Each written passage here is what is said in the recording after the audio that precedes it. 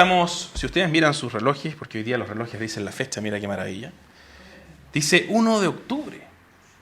Es 1 de octubre y ha comenzado el mes, un mes muy importante para los protestantes. Y aquí en Chile como que limamos un poquito la cosa para que suene más bonita e inclusiva, pero en realidad octubre es el mes de la Reforma Protestante, con hartas R's, como estamos practicando con Lucía. No es el día de las iglesias evangélicas, aquí en Chile se celebra eso, pero es el día de las iglesias protestantes. 500 años de historia. 500 años de historia y herencia. Y nosotros como anglicanos somos parte de la iglesia protestante.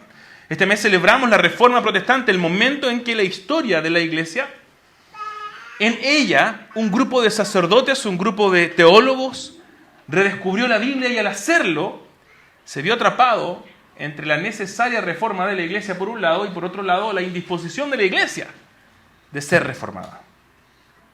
Hace 500 años los reformadores fueron expulsados de la iglesia católica romana y se vieron forzados a organizar lo que hoy día conocemos como iglesias protestantes. Ninguno de ellos quiso formar una iglesia alternativa.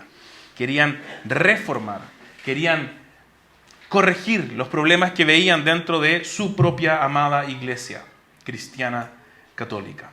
Así que la iglesia anglicana es una iglesia protestante y por 500 años ya celebramos el mes de la Reforma en octubre. Decimos gracias Señor porque somos una iglesia anglicana, amamos nuestra identidad, etc. Sin embargo,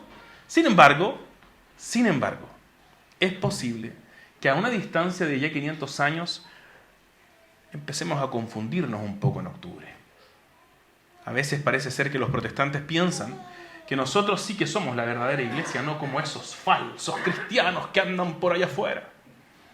Y en una cultura profundamente moldeada por la Ilustración, además, pensamos que lo que distingue una verdadera iglesia de una falsa iglesia es un conjunto de conceptos teológicos que, si aceptamos intelectualmente, nos dan derecho a llamarnos verdaderos cristianos. Y también nos da derecho a mirar a los otros con un poquito de desdén, porque son como cristianos a medias. No creen lo mismo, las grandes verdades.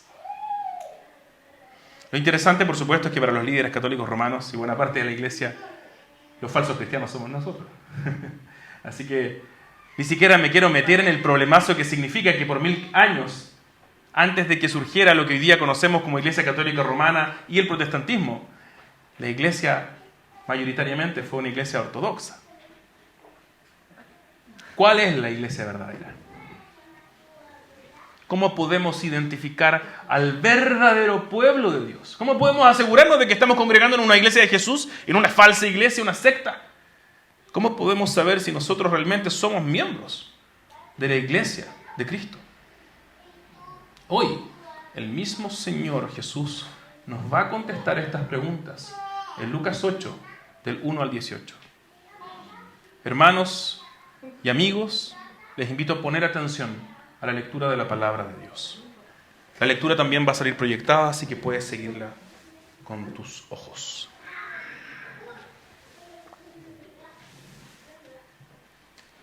Poco después, Jesús comenzó a recorrer las ciudades y las aldeas, proclamando y anunciando las buenas nuevas del reino de Dios. Con él iban los 12 discípulos y también algunas mujeres que habían sido sanadas de espíritus malos y de enfermedades. María, llamada Magdalena, de la que habían salido 7 demonios. Juana, mujer de Chuza, mayordomo de Herodes. Susana y muchas otras, que de sus bienes personales contribuían al sostenimiento de ellos. Habiéndose congregado una gran multitud y los que de varias ciudades acudían a Jesús, entonces les habló por medio de una parábola. El sembrador salió a sembrar su semilla. Al sembrarla, una parte cayó junto al camino y fue pisoteada y las aves del cielo se la comieron.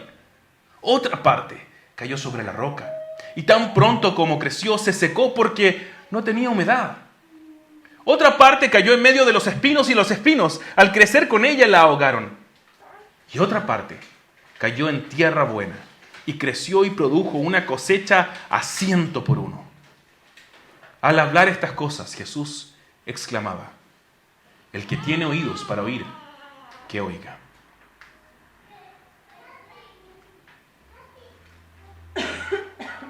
Sus discípulos le preguntaron: ¿qué quería decir con esta parábola?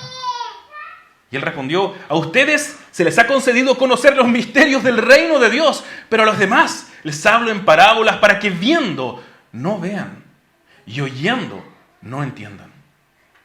La parábola es esta: la semilla es la palabra de Dios. Aquellos a lo largo del camino son los que han oído, pero después viene el diablo y arrebata la palabra de sus corazones para que no crezcan y se salven. Aquellos sobre la roca son los que cuando oyen reciben la palabra con gozo, pero no tienen raíz profunda. Creen por algún tiempo y en el momento de la tentación sucumben. La semilla que cayó entre los espinos son los que han oído y al continuar su camino son ahogados por las preocupaciones, las riquezas y los placeres de la vida, y su fruto no madura. Pero la semilla en buena tierra son los que han oído la palabra con corazón recto y bueno, y la retienen, y dan fruto con su perseverancia. Nadie enciende una lámpara y la cubre con una vasija, o la pone debajo de una cama, sino que la pone sobre un candelero para que todos los que entren vean la luz. Pues no hay nada oculto que no haya de ser manifiesto, nada secreto que no haya de ser conocido y salga a la luz. Por tanto, tengan cuidado de cómo oyen, porque al que tiene, más le será dado, y al que no tiene, aún lo que no tiene, le será quitado. Entonces la madre y los hermanos de Jesús llegaron a donde él estaba, pero no podían acercarse a él debido al gentío. Tu madre y tus hermanos están afuera y te quieren ver, le avisaron. Pero él respondió: mi madre y mis hermanos son estos que oyen la palabra de Dios y la hacen. Hermanos, esta es palabra de Dios. Gracias, Señor.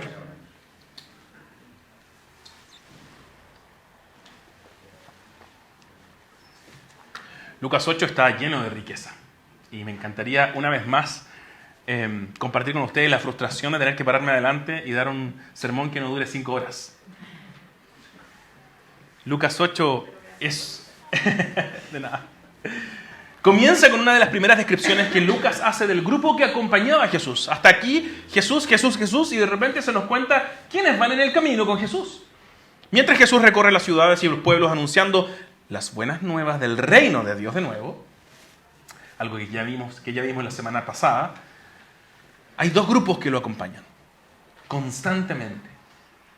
Por un lado, los 12 apóstoles que él mismo había reclutado, y por otro lado, un grupo de mujeres que lo sostenían con sus propios bienes personales. Aunque el corazón del texto evidentemente es la parábola, no quisiera dejar de mencionar lo contracultural de esta primera declaración. Y permíteme decirlo con claridad: el ministerio del Evangelio de Jesús fue sostenido por mujeres desde su comienzo. Lucas está siendo enfático. Y parece incluso extraño que lo diga a estas alturas, pero Lucas no quiere dejar de decir que las mujeres han tenido un rol importantísimo desde el comienzo del Evangelio. Estas mujeres no solo oyen a Jesús, no vinieron a escucharlo entre la multitud y dijeron: mira qué lindo habla, qué bonito, me gusta, voy a hacerme una polera con sus palabras. No. Estas mujeres han decidido actuar conforme en respuesta a la palabra de Jesús. Así que dispone sus propios bienes personales para sostener a Jesús y a sus discípulos. De hecho, el grupo ejemplar para Lucas son estas mujeres y no los 12. Hasta el capítulo 8, los discípulos andan bien perdidos. Hasta el momento se nos retratan a los discípulos como un grupo medio torpe, por no decir medio tonto. En este texto, de hecho, son ellos los desorientados que le dicen a Jesús: no entendimos nada, Jesús, ¿nos puedes explicar con peras y manzanas, por favor? Jesús comienza a hablarles entonces por medio de esta parábola agrícola. Y es que está en una cultura agrícola. Y para nosotros eso suena extraño, así que es probable que perdamos los detalles del lenguaje propio agrícola. Y yo, como vengo de Limache, sé todo del mundo agrícola. No, mentira. La parábola recorre las etapas que cualquier agricultor conocía y experimentaba cada año en su cosecha. Fíjate que el sembrador deja caer una parte de la semilla al camino. Esa semilla no germina. Quizás podemos pasar aquí el texto, ¿no? Creo que es el verso 8 por ahí. 5, Cata, por favor. Gracias.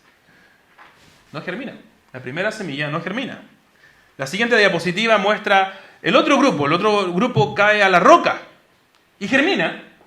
¿Te fijas? Germina, pero se seca al poco andar por no tener humedad. El tercer grupo de las semillas cae en los espinos. Y no solo germina, sino que además crece. Pero como crece con los espinos, es ahogada. Finalmente hay una parte de la semilla que cae en terreno bueno. Esa semilla germina, crece y llega a dar fruto abundantemente. Ese fruto sí alcanza a madurar. Y aunque hay 4 tipos de terrenos, en realidad, solo hay uno que es un buen terreno. Y ese es el punto de la parábola. Aunque hay distintos tipos de personas que oyen a Jesús, hay un solo tipo de persona que realmente está escuchando a Jesús. Y la parábola está llena de referencias a este tipo de escucha. Pon atención, por ejemplo, el verso 8. Ahí mismo donde estaba Cata. Jesús concluye la parábola del verso 8 diciendo: el que tiene oídos para oír, que oiga. En el verso 11 Jesús aclara que la semilla es la palabra de Dios. Y si estiramos un poco el chicle, no es difícil concluir que Jesús está insinuando que Él es el sembrador que siembra la semilla. Y la semilla es su propio discurso, la palabra de Dios, la enseñanza que viene de Jesús mismo. Él en el verso 12 identifica el primer grupo con los que han oído, pero que han perdido la palabra a manos del diablo. El segundo grupo también ha oído, pero no persevera. El tercer grupo también ha oído, pero nunca llega a dar fruto porque la vida los consume. En un sentido, las tres primeras categorías son subgrupos de una suerte de gran categoría de personas que han oído, pero no han hecho nada al respecto. Y eso es lo que los diferencia del último grupo. El buen terreno. Verso 15. El buen terreno oye la palabra y la atesora. Y al igual que una semilla que brota, crece y da fruto, los que oyen y atesoran dan fruto al perseverar. Jesús está diciendo que más allá de nuestras discusiones semánticas, teóricas, teológicas, es que ¿a qué iglesia vas tú? No es que yo voy a la católica, es que yo voy a la anglicana, no, yo soy mejor que tú, no, yo soy mejor que tú. Y parecemos los dos hermanos menores peleando en una familia, como Lucía y Aurora. Más allá de nuestras discusiones, el verdadero pueblo de Dios, los verdaderos discípulos de Jesús, la verdadera iglesia, son aquellos que no solo escuchan la palabra, sino que la retienen y viven en respuesta a ella. La parábola del sembrador está escrita para hacer una suerte de test de autenticación, como un captcha, cuando vas entrando a un sitio web y te dice, a ver, queremos saber si realmente eres tú. Cuando el banco te manda el mensaje de texto y dice, este movimiento lo hiciste tú, queremos saber si eres tú. La parábola del sembrador está escrita para mostrarnos qué tipo de personas realmente son los cristianos. Sin importar el largo de nuestra barba, como los ortodoxos, sin importar el color de nuestras túnicas o sotanas, sin importar a qué edad nos bautizaron o dónde nos bautizaron. Los verdaderos cristianos se rehúsan a ser meros ideólogos. El verdadero cristianismo se rehúsa a ser definido meramente como un conjunto de ideas, porque los verdaderos discípulos de Jesús escuchan de una manera distinta.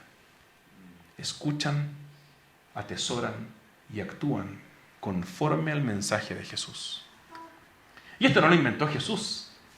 Jesús está tomando y viviendo del Antiguo Testamento porque Él mismo participó en la escritura del Antiguo Testamento. Y una de las cosas más claves, y tampoco era nuevo incluso para la gente que iba a escuchar a Jesús, si eran judíos, una de las frases más claves de todo el pueblo de Israel hasta el día de hoy es la llamada Shema. ¿Han escuchado de eso? Shema literalmente significa escucha. Escucha, oh Israel. Esa frase, ese par de versos que identifican al pueblo de Israel en su más profundo sentido, comienzan con la palabra escucha. El pueblo de Dios, el verdadero pueblo de Dios, es un pueblo que escucha no solo con los oídos, escucha con la vida entera. Y ese es el punto de Jesús en la parábola del sembrador. Quizás hoy día llegaste aquí convencidísimo de que tú sí que eres un verdadero cristiano. Quizás tú sí que eres un verdadero anglicano, porque tú vienes de una familia anglicana, apellido inglés, o al menos impronunciable. O quizás te bautizaron de chiquitito en una iglesia anglicana, así que no, O quizás no, yo soy verdadero cristiano porque no me bautizaron de chico, me bautizaron de adulto. Quizás piensas que tú eres un verdadero cristiano porque vienes 1, 2, 3 veces al mes. O porque más o menos concuerdas con las ideas que tiene Jesús en su cabeza y como que es como un flaco buena onda. Tú sí que conoces la verdadera cristiana, esa es otra versión. Quizás piensas que tú eres el verdadero cristiano porque tú sí que conoces la sana doctrina, decimos en algunos rincones. Tú sí y nadie más, ¿eh? Sin embargo, Jesús dice que estas cosas se aplican no para los contrincantes, no para los falsos maestros, no para los falsos discípulos o las multitudes allá. Jesús le está hablando a sus discípulos, los que han caminado con él hasta entonces. Y si Lucas lo registró, y sabemos que la palabra de Dios es para el pueblo de Dios, Lucas está intentando preservar un mensaje para nosotros. El Espíritu Santo que ha preservado Lucas para nosotros quiere hacer algo con nosotros en este texto. Jesús dice que es posible seguirle sin escucharlo de verdad. Es posible andar detrás de Jesús y escuchar cada porción de su enseñanza, memorizarte los versículos favoritos, hacerte poleras lindas de Jesús y ponerlo en tu pantalla, en tu protector de pantalla, entender cada una de sus ideas incluso, y no ser un buen terreno. La intención de Jesús es hacer que sus discípulos se evalúen su propia manera de entender a Jesús. ¿Van a oír y nada más? ¿O van a tomar decisiones radicales? Esas decisiones que la enseñanza de Jesús realmente exige. Y quizás nosotros deberíamos preguntarnos aquí, hermanos amados de la Iglesia Cristo Redentor Vitacura, si acaso vamos a escuchar a Jesús y nos vamos a seguir haciendo los locos. Si acaso vamos a escuchar a Jesús y vamos a seguir metiéndolo en agua para diluirlo un poquito, porque es muy denso cuando lo tomamos solo.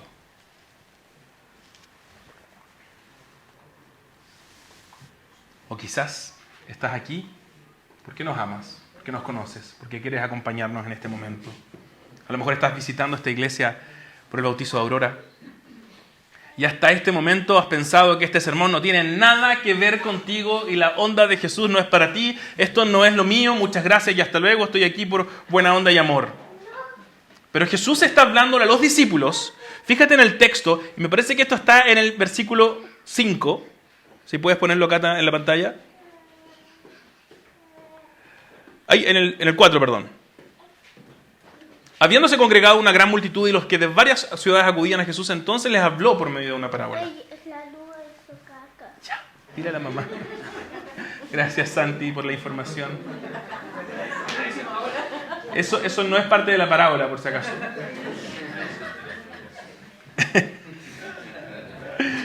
¿Puedes ir al 8? Al 8, por favor. Uno más. Gracias. Entonces vienen los discípulos. Vamos a intentar volver después de ese incidente. Vienen esos discípulos. Y los discípulos de Jesús que están recibiendo esta enseñanza le preguntan. Pero claro, se van a un lugar apartado, privado donde Jesús puede hablarles solo a ellos. ¿No lees ahí en el versículo?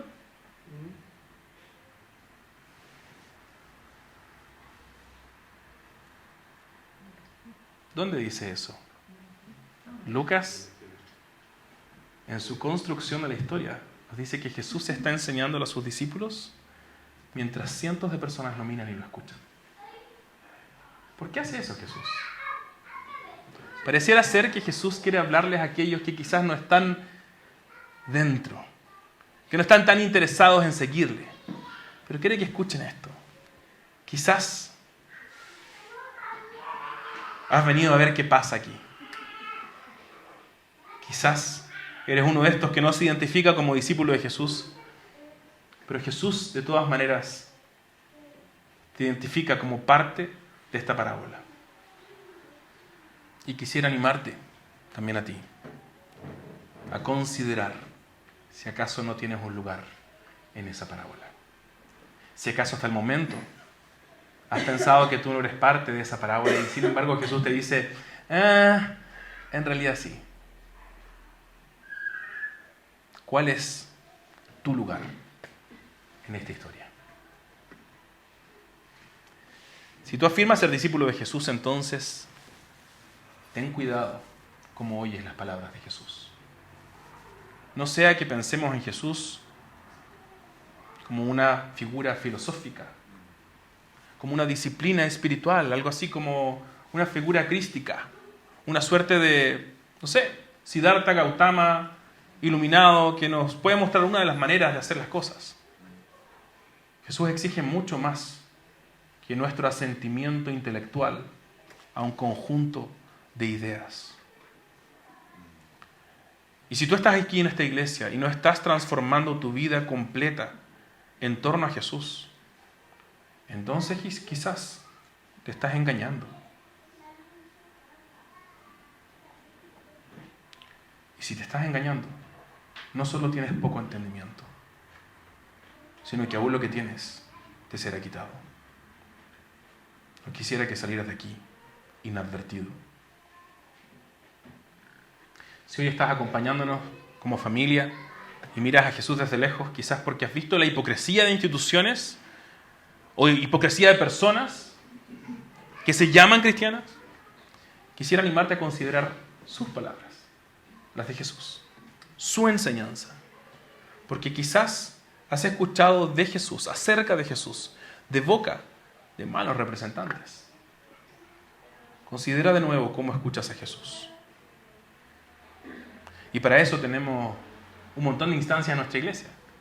Las comunidades misionales, por ejemplo, momentos donde, además de reírnos mucho, como el martes pasado y el viernes pasado, tenemos la oportunidad de abrir la Biblia y discutir cómo la vemos nosotros. ¿Estamos de acuerdo? ¿No estamos de acuerdo? ¿Cuáles son las posibilidades de interpretación? Hacer preguntas, desafíos abiertos.